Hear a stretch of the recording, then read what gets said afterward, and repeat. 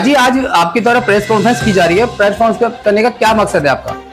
ठीक है, हम लोग पारिवारिक सदस्य हैं। हमारी ये पुश्तैनी जमीन जो कि पंच चौराहे पर स्थित है, वहाँ पर पहले से एक पेट्रोल पंप संचालित था, जिसकी हमने जो लीज़ की हुई थी उस लीज़ का टाइम पीरियड भी ख़त्म हो गया था।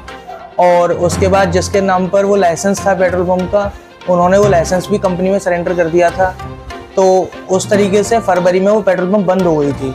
लेकिन अभी 3-4 दिन पहले हाथरस के जो पूर्व विधायक हैं हरिशंकर माहौर, उन्होंने या तो पैसे के बल पर गए हैं या बाहुबल पर गए हैं, वो अपने नाम पर कंपनी से, अपनी बेटी के नाम पर कंपनी से एनओसी लेकर आए हैं पेट्रोल पंप की। और उन्होंने बिना हमारी सहमति से, क्योंकि हम उस ज़मीन के मालिक हैं, हम लोग सारे पारिवारिक सदस्य हैं, हमारी पुश्तैनी ज़मीन है, वो बिना हमारी सहमति से वहाँ पर पेट्रोल पंप शुरू कर लिया है। जिसकी हमने जब जानकारी की, जब हमने उनका विरोध किया तो वो कागज़ दिखाने लगे कि हमारे पास एनओसी है, हमारे पास ये लाइसेंस है, हमारे पास वो लाइसेंस है। उसी संबंध में आज हमने प्रेस कॉन्फ्रेंस करी है और अब हम अधिकारियों से भी मिलेंगे, उच्च न्यायालय में भी जाएंगे, ज़रूरत पड़ी तो मुख्यमंत्री से भी मुलाकात करेंगे और हमारे साथ जो अन्याय हो रहा है उसके खिलाफ हम आवाज़ बुलंद। क्या ये कह सकते हैं कि भारतीय जनता पार्टी के विधायक जो माहौर जी है वो आप पर दबाव भी बना रहे हैं?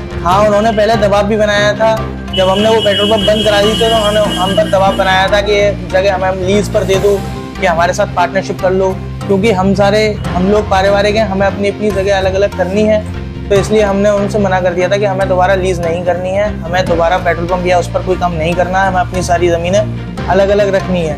लेकिन जब हमने उनकी बात नहीं मानी तो वो ज़बरदस्ती या कहें कैसे भी वो कंपनी से एनओसी ले आए हैं और वहाँ पर पेट्रोल पंप संचालित कर रहे हैं। जैसे कि आप जमीन के मालिक हैं, अभी ना आपकी स्वीकृति की उन्होंने कौन से तरीके से जमीन को अपने नाम करा लिया? ये उन्होंने ज़मीन नहीं नाम कराई, उन्होंने एनओसी ली है कंपनी से पेट्रोल के लिए।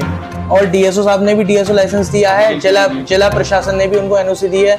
अब ये इसकी जानकारी के लिए हम जिला प्रशासन से भी मिलेंगे और उच्च न्यायालय में भी बात डालेंगे कि उन्होंने किस तरीके से ये एक तरीके से 420 मतलब बिना हमारी सहमति से हमारी जगह पर उन्होंने पेट्रोल पंप संचालित की है। तो किन कागजों पर की है, क्योंकि हमने किसी भी तरीके की लीज उनके नाम पर की नहीं है। इसीलिए अब हम अधिकारियों से मिलकर उच्च न्यायालय जाकर उनके खिलाफ कार्रवाई करवाएंगे।